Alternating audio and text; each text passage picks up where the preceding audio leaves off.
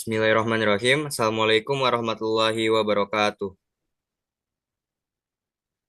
Waalaikumsalam warahmatullahi wabarakatuh. Perkenalkan, kami dari kelompok 7 akan membawakan materi mengenai ajaran Islam dalam konteks kemodernan dan keindonesiaan yang disusun oleh kami sendiri. Kemudian, perkenalkan, nama saya Muhammad Rifki Nazarudin dengan NIM 171062509 dan rekan-rekan saya. Perkenalkan, nama saya Lutmila Ziabana dengan NIM 17066625110.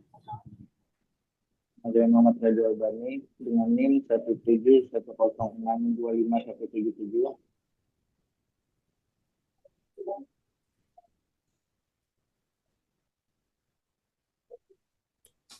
Rizky. Perkenalkan, saya Fatih Rizky Rahmani dengan NIM 17134251118.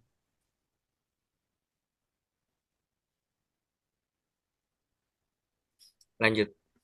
Baik, di sini kita akan membawakan materi tentang konteks kemodernan terlebih dahulu yang akan disampaikan oleh saya sendiri. Baik, bisa dilanjut, moderator. Baik, yang pertama, kemodernan dan dinamika hukum. Kemodernan ini membawa perubahan besar dalam hampir seluruh aspek kehidupan manusia, mulai dari komunikasi, ekonomi, teknologi medis, hingga sistem pemerintahan.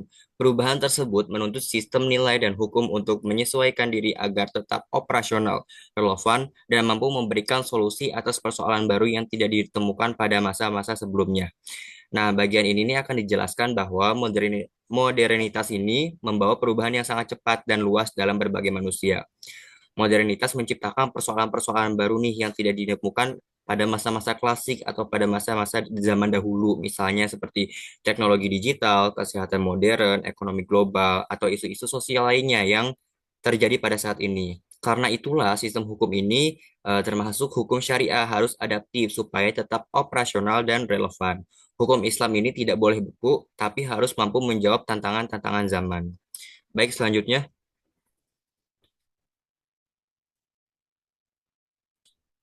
Kemudian relevansi syariah di era modern ada prinsip hifz al-nafs atau menjaga jiwa dalam biotika kedokteran, prinsip hifz al-ma'al menjaga harta dalam fintech dan keamanan digital, prinsip karomah al-insan yaitu martabat manusia dalam isu hak-hak perempuan, kemudian prinsip adalah atau keadilan adalah kebijakan publik. Nah, syariat ini tidak hanya bicara-bicara halal atau haram saja tentang ritual ibadah, tetapi juga mempunyai prinsip yang universal seperti keadilan, perlindungan jiwa, dan perlindungan martabat manusia seperti hak asasi manusia dan lain sebagainya.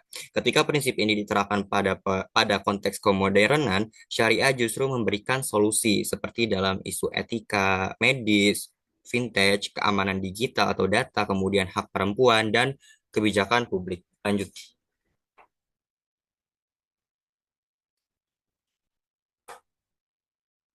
Kemudian ada pembaharuan pikiran dan hukum ijtihad dan tajdid. Ijtihad ini berasal dari kata jahada yang berarti bersungguh-sungguh. Dalam terminologi fikih, ijtihad adalah upaya maksimal seorang ahli ilmu untuk menetapkan hukum syariah pada masalah yang tidak memiliki nas yang pasti. Tajdid adalah pembaharuan yang dilakukan untuk menghidupkan kembali nilai asal ajaran Islam. Pada mujadid di setiap abad tidak mempunyai syariat baru, tetapi menyegarkan cara memahami agama. Nah, kita lihat dulu ijtihad. Ijtihad ini upaya maksimal seorang ahli untuk menetapkan hukum ketika tidak ditemukan nas yang pasti. Dengan kata lain, ini adalah mekanisme hukum Islam untuk merespon persoalan-persoalan baru. Nah, tajdid ini pembaruan agama dan pemikiran dengan menghidupkan kembali nilai Islam asli, bukan menciptakan agama yang baru. Itulah kenapa dalam konteks kesosialan di masyarakat yang ada, itu tuh pasti sebelumnya tidak terjadi di masa-masa sebelumnya. Maka dari itu ijtihad ini sangat penting perannya dalam komunikasi di era saat ini. Ijtihad ini adalah metode intelektual untuk menjawab persoalan-persoalan yang tidak ada hukumnya secara langsung dalam Al-Quran dan Sunnah. Sedangkan tajdid adalah pembaruan pemahaman agar ajaran Islam ini tetap hidup, tidak hanya menjadi tradisi yang kaku. Para pembaharu dalam sejarah Islam tidak membuat syariat baru, tetapi memperbarui cara memahaminya. Bisa dilanjut?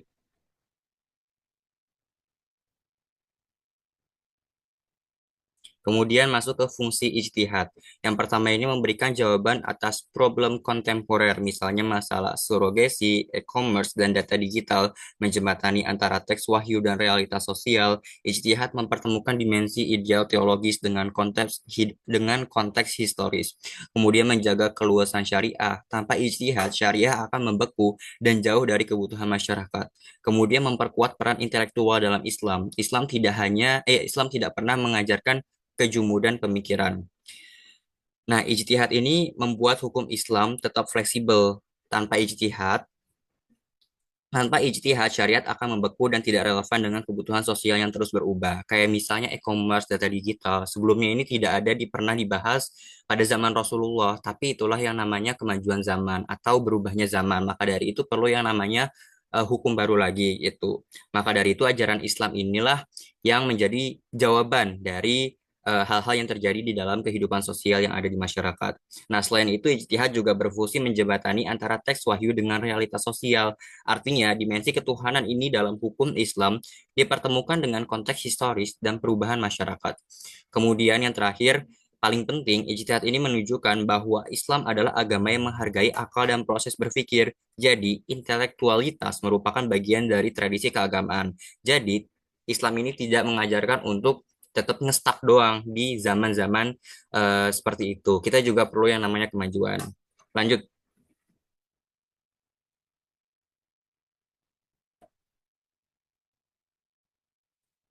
Kemudian ada prinsip tajdid.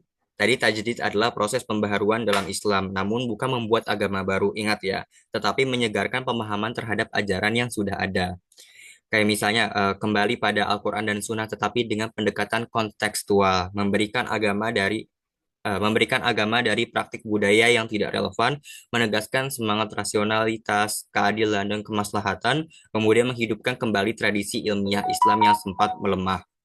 Nah, prinsip tajdid ini menegaskan kembali rasionalitas, keadilan, dan kemaslahatan sebagai dasar syariat. Jadi, tidak cukup hanya mengikuti tradisi, tetapi tradisi itu harus sesuai dengan nilai-nilai dalam ajaran Islam. Karena dalam zaman sekarang, zamanlah yang mengikuti ajaran agama, bukan ajaran agama yang mengikuti zaman. Kemudian, tajdid juga menghidupkan kembali tradisi ilmiah Islam yang pernah jaya seperti diskusi, penelitian, dan argumentasi ilmiah. Jadi dalam pemahaman tajdid ini tidak hanya sekedar langsung mengeluarkan hukum saja atau pendapat saja langsung secara plek-ketiplek, tapi ada yang namanya sesi diskusi dulu pasti antar ulama, antar tokoh-tokoh agama agar mendapatkan hasil yang diinginkan gitu, yang tidak berat sebelah. Kemudian dan yang paling penting, tajdid juga kembali pada Al-Quran dan Sunnah, tetapi dengan pendekatan kontekstual, yaitu membaca teks sesuai dengan realitas, bukan hanya literalitas. Dengan demikian, agama juga dibersihkan dari praktik-praktik budaya yang tidak relevan. Lanjut. Kemudian ulul albab ini orang yang berakal, tetapi lebih dari itu, mereka adalah orang yang menggunakan akal dan pikirannya untuk merenungkan tanda-tanda kebesaran Allah, banyak berzikir dan memahami hakikat kehidupan. Mereka adalah orang-orang yang mendamaikan antara akal dan zikir, menggabungkan intelektualitas dengan keimanan yang kuat dan memiliki ketaatan tinggi serta soleh. Nah, for your information aja, ulul albab ini bukan sekedar orang yang berakal doang, tetapi mendalami makna kehidupan, tapi orang yang mendalami makna kehidupan, merenungkan tanda-tanda kebesaran Allah, dan memadukan intelektualitas dengan spiritualitas. Mereka adalah orang-orang yang tidak hanya paham ilmu, tetapi juga beriman kuat, rajin berzikir, dan memiliki amal-amal yang soleh. Jadi mereka juga punya akal untuk berpikir, tetapi juga mereka terus-menerus eh, berzikir kepada Allah dan melihat tanda-tanda kebesarannya. Nah, dalam Al-Quran ini, ulul albab ini digambarkan sebagai pribadi yang terbuka terhadap argumentasi, selalu berpikir kritis, dan berorientasi etik. Jadi, ulul albab adalah gambaran manusia ideal yang rasional, beriman, dan berkarakter baik. Bisa dilanjut? Nah, tadi yang seperti sudah dijelaskan sebelumnya, konsep ulul albab dalam Al-Quran ini merujuk kepada orang-orang dengan karakter seperti ini, terbuka pada argumentasi, mempunyai kemampuan reflektif, berpikir kritis dan mendalam, mampu membaca tanda-tanda Tuhan melalui ilmu. Jadi, orang-orang seperti ini bukan hanya punya akal kemudian digunain untuk hal-hal yang tidak bermanfaat, tapi mereka sangat terbuka sekali kepada orang-orang yang ingin berdiskusi dengannya. Bisa dilanjut? Oke, baik. Di sini saya akan ada penutupan terlebih dahulu dari materi yang saya sampaikan tadi. Jadi, ijtihad, tajdid, dan ulul albab ini merupakan tiga komponen yang saling melengkapi, teman-teman. Ijtihad menjaga syariah adaptif, tajdid menyegarkan pemahaman, dan ulul albab ini menunjukkan karakter manusia yang mampu menjalankan keduanya dengan matang. Baik, bisa dilanjut dengan hukum Islam sebagai etika modern yang akan disampaikan oleh Lutmi Azia Bana. Waktu dan tempat dipersilahkan. Oke, terima kasih. Selanjutnya ini adalah tentang hukum Islam sebagai etika modern. Jadi, seperti yang kita tahu, etika modern itu banyak sekali prinsipnya, dan salah satunya ini ada yang namanya rasionalitas. Nah, etika modern, jika dilihat dalam perspektif Islam, itu prinsip yang berpusat itu ada di rasionalisasinya, yang dimana inti dari rasionalisasi ini itu mengartikan bahwa setiap tindakan manusia itu perlu dituntun dan dipertimbangkan oleh akal sehat. Nah, makanya rasionalitas ini tuh jadi eh, inti dan juga jantung dari modernisasi yang harus laras dengan ajaran Islam. Karena dengan pemikiran rasional ini itu mendorong umat Islam untuk berpikir kritis dan juga meninggalkan yang namanya sikap taklid atau artinya tuh mengikuti sesuatu secara buta gitu. Nah, di sini ada makna dari salah satu pemikir kontemporer yang dikenal dengan Cak Nur. Dia mendefinisikan arti dari pembaruan, yaitu merupakan upaya untuk mengembalikan Islam pada nilai-nilai universalnya. Nah, jadi etika-etika modern ini tuh digunakan sebagai sumber etika dan juga moralitas bagi peradaban modern dan bentuk dari nilai-nilai universal yang ada dalam Islam seperti itu. Nah, orang-orang yang mengimplementasikan nilai-nilai etika modern ini itu dapat dilihat atau dikenal sebagai pribadi yang dinamis, terus menghargai waktu, terus berorientasi pada prestasi dan juga terbuka dengan ilmiah gitu. Tapi perlu digarisbawahi ya bahwa modernitas atau etika modern ini itu tidak sama dengan yang namanya westernisasi, yang dimana westernisasi ini dikenal dengan sekularisme, ateisme, dan juga gaya hidup tanpa kendali moral gitu. Nah, makanya dengan etika modern ini itu mempunyai tujuan untuk mempunyai peradaban yang lebih rasional, ilmiah, dan juga humanis, tapi tetap berakar pada nilai-nilai universal Islam tadi. Gitu. Nah, makanya modernitas ini tuh harus digabungkan dalam sebuah etika dengan tujuan moral syariat melalui pendekatan yang namanya itu ada pendekatan maqasid al syariah atau hukum Islam syariah. Oke. Nah, terkait maqasid al syariah, maqasid yang artinya tuh tujuan dan juga syariah yang artinya hukum Islam yang pada dasarnya itu berarti tujuan dasar syariat untuk kemaslahatan manusia. Nah, maqasid al-syariah ini dapat diartikan intinya tuh tujuan dan hikmah dasar dari syariat yang ditujukan untuk menciptakan kesejahteraan dan atau kemaslahatan bagi umat manusia serta mencegah mereka dari hal mudarat di kehidupan. Yang secara tradisional, maqasid al-syariah ini difokuskan pada perlindungan terhadap 5 kebutuhan pokok atau yang biasa disebut al-daruriyat al-khams. Yang pertama itu ada agama, pemeliharaan agama atau hifz al-din, yang maksudnya itu menjamin kebebasan untuk memeluk agama dan menjalankan keyakinannya tanpa paksaan bagi setiap individu. Yang kedua itu ada pemeliharaan jiwa atau hifz al-nafs, yang artinya setiap individu itu melindungi kehidupannya dari segala bentuk kerusakan. Yang ketiga, pemeliharaan akal atau hifz al-akal. Yang arti itu melindungi kemampuan berpikir kita dan juga kognitif manusia dari segala sesuatu yang merusaknya dan juga mampu untuk mengembangkannya melalui ilmu pengetahuan di era modern ini. Lalu yang keempat, itu ada hifz al-nasl, artinya tuh pemeliharaan keturunan, yang artinya menjaga keberlangsungan hidup manusia melalui ikatan pernikahan yang sah, serta dapat melindungi kehormatan silsilah keluarga masing-masing individu.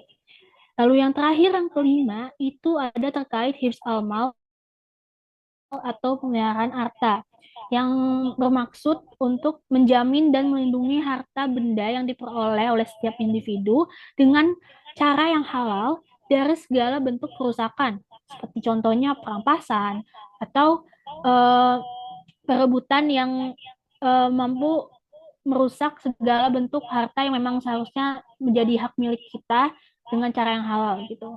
Sekaligus memastikan berjala, berjalannya perekonomian yang adil di era modern ini. Nah, jadi etika modern ini makanya itu mempunyai tujuan. Yang pertama itu menjadi uh, kunci pembaruan fikih kontemporer untuk menjawab persoalan modern yang kompleks. Lalu jembatan antara teks hukum Islam yang tetap dan juga kebutuhan masyarakat yang berubah. Nah, seperti salah satu tokoh pembaru namanya Jasir Auda, ini tuh um, apa namanya menggunakan pendekatan yang namanya pendekatan multidisipliner sistematik, yang artinya itu terbuka pada ilmu modern, yang dapat dikonklusikan bahwa etika modern ini mempunyai tujuan yang jelas terhadap perlindungan dan pengembangan HAM, menjawab isu global dan juga pendekatan sistematik dan terbuka terhadap perubahan-perubahan zaman. Selanjutnya ini akan dijelaskan oleh rekan saya. Pada Rajwa, waktu dan tempat dipersilahkan. Ya, selanjutnya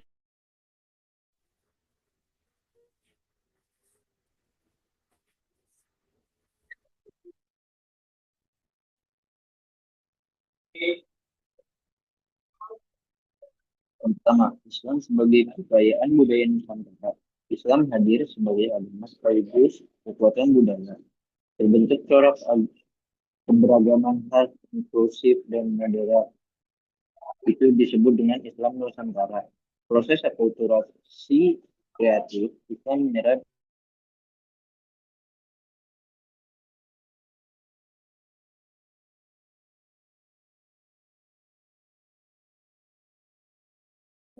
nilai akulturasi Islam di Indonesia. Definisi akulturasi proses menerima berbudaya baru tanpa menghilangkan identitas asli. Islam masuk Nusantara melalui jalur damai, yaitu melalui jalur perdagangan, kesenian, pernikahan, dan pendidikan. Kepekaan terhadap budaya lokal. Terciptanya Islam Nusantara yang moderat, toleran, dan inklusif. Lanjut.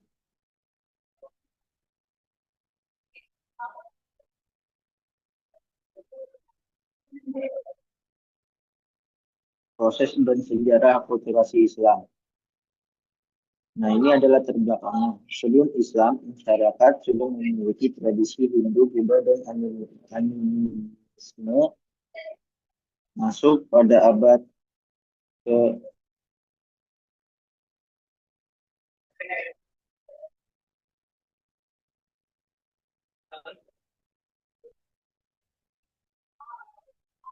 abad ke-11 sampai ke-12 via perdagangan.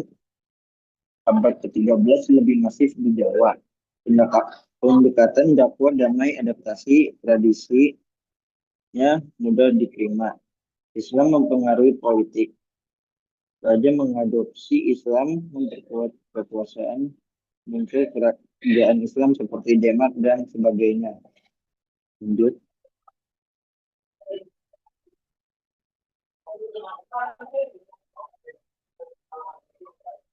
B.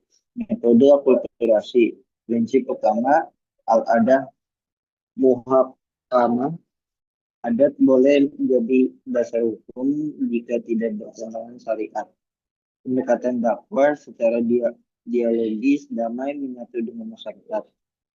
Jalur penyebarannya itu ada 6. Yang pertama, perdagangan. Perdagangan itu penyebarannya dengan interaksi dagang di pesisir.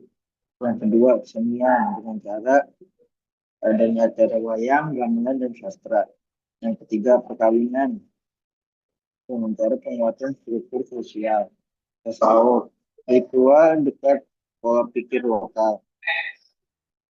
Yang kelima, pendidikan melalui pesantren dan lembaga belajar.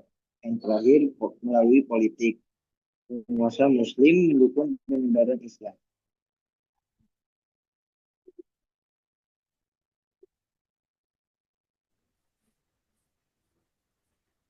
Misalnya,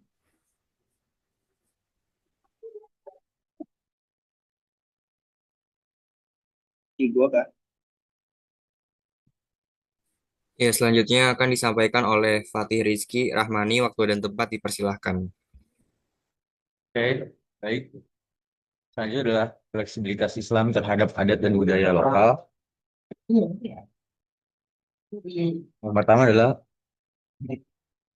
kunci keberhasilan penyebaran Islam mampu memanfaatkan budaya sebagai media dakwah. Islam mampu memanfaatkan budaya sebagai dakwah itu artinya ulama dan dai tidak menghapus budaya setempat tetapi menyesuaikan dengan nilai-nilai Islam. Contohnya yang ada di Jawa, Wali menggunakan wayang kulit, tembang Jawa, dan gamelan untuk mengajarkan nilai Islam. Lalu di Nusantara tradisi lokal seperti selamatan diisi dengan doa-doa Islam. Terus prinsip mempertahankan identitas budaya selama sesuai syariat. Islam tidak mengandung unsur syirik, menentukan Allah, tidak bertentangan dengan akidah dan akhlak Islam, dan tidak menimbulkan kerusakan atau ketidakadilan. Selama syarat tersebut terpenuhi, budaya lokal boleh dipertahankan bahkan dilestarikan. Nah, contoh-contohnya itu adalah seni, wayang kulit, kaligrafi, arsitektur, dan masjid Joglo. Dua itu ritual lokal, muraskom, tradisi membersihkan benda pusaka, kemudian dimaknai ulang sebagai bentuk syukur dan kebersihan. Terus lanjutnya dakwah, menggunakan media budaya lokal untuk mengenalkan Islam, seperti cerita rakyat, wayang, atau tambang sebagai penyampaian pesan moral, lalu bahasa daerah dalam ceramah agar lebih gampang dipahami masyarakat. Terus batasan hukum, adat diterima jika sesuai syariat, selama tidak bertentangan dengan syariat, norma sosial yang baik tetap dijaga dan tidak membawa mudarat atau kerusakan. Lalu implementasi aplikasi hukum, kaidah al-adah muhakamah. Artinya adat kebiasaan dapat dijadikan hukum selama tidak bertentangan dengan syariat. Contoh penerapannya, untuk pakaian muslimah di berbagai negara berbeda, tetapi tetap memenuhi syarat syarat aurat. Tradisi akad nikah adat Jawa tetap boleh dilakukan selama rukun nikahnya sesuai Islam. Ya, next slide.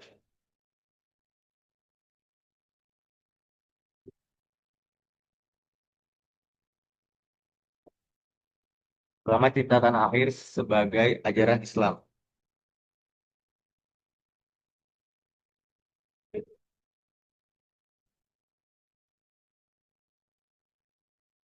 Hub al-Watan berarti cinta tanah air. Dalam Islam, konsep ini bukan sekedar slogan, tetapi merupakan fitrah manusia.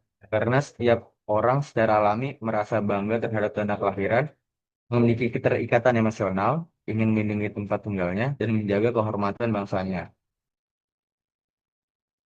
Terus bukan sekedar konsep modern atau nasionalisme. Seringkali orang mengira nasionalisme hanya muncul pada era modern. Padahal cinta tanah air itu sudah ada sejak zaman manusia awal. Bahkan bangsa-bangsa kuno jauh sebelum konsep negara modern telah memiliki rasa memiliki terhadap wilayahnya sendiri. Rasul, Nabi, sahabat, hingga masyarakat terdahulu menunjukkan kecintaan terhadap kampung halamannya mereka. Cinta tanah air bukan ide barat atau konsep politik modern, tetapi bagian dari karakter manusia sepanjang sejarah.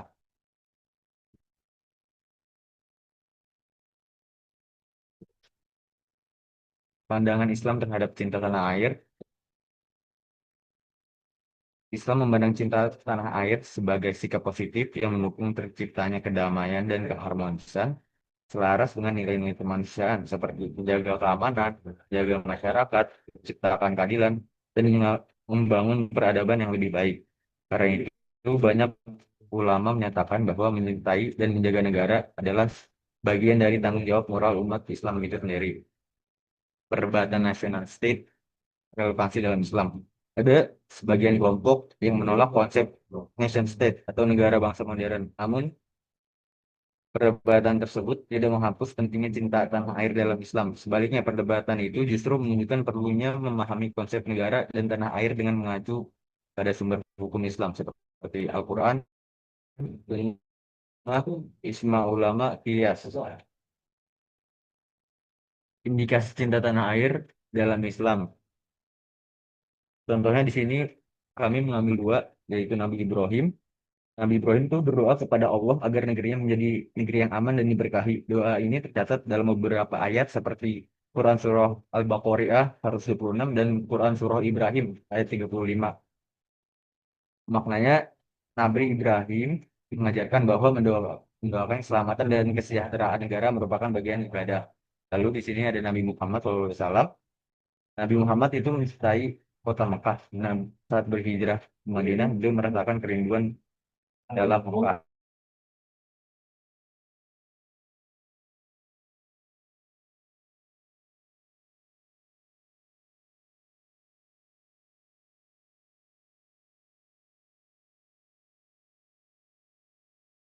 Air adalah bagian dari ini.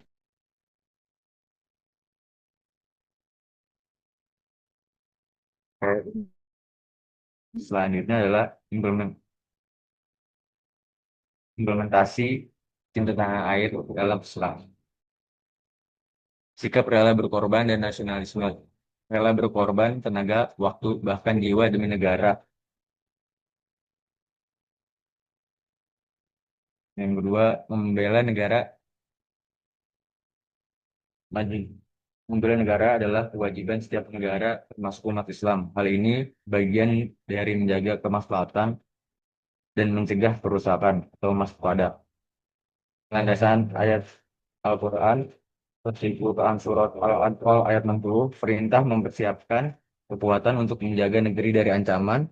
Lalu Quran Surah Al-Qasas ayat 7, pentingnya menjaga keturunan dan kehormatan.